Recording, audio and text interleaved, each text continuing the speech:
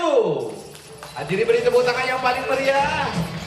Sistem Informasi Satu Data atau SIMATA Sumsel mulai diluncurkan. Digitalisasi data melalui aplikasi ini diharapkan menjadi sumber informasi untuk masyarakat yang mencari informasi yang diperlukan dan berhubungan dengan Sumatera Selatan.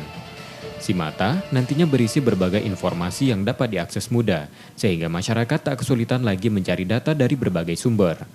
Pembaharuan data di aplikasi yang baru diluncurkan tersebut dapat dilakukan secara konsisten dan rutin, agar masyarakat dapat mendapat informasi terbaru dari aplikasi tersebut yang diinginkan. Atau suplai data bagi Sumatera Selatan. Jadi orang Sumsel, orang dalam Sumsel maksud saya, orang luar Sumsel, ketika ingin tahu tentang Sumatera Selatan dari berbagai aspek, dapat ngunduh aplikasi SIMATA ini.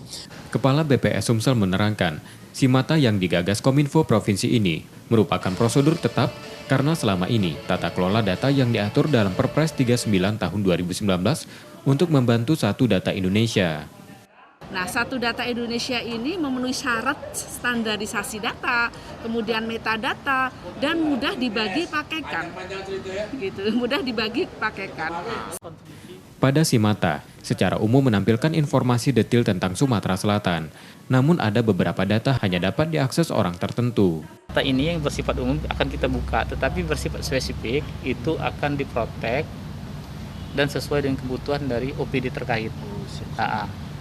Data spesifik yang tak dapat diakses tersebut dilakukan agar aplikasi tidak disalahgunakan, seperti kepentingan politik dan lainnya. Tim Liputan, Kompas TV, Palembang.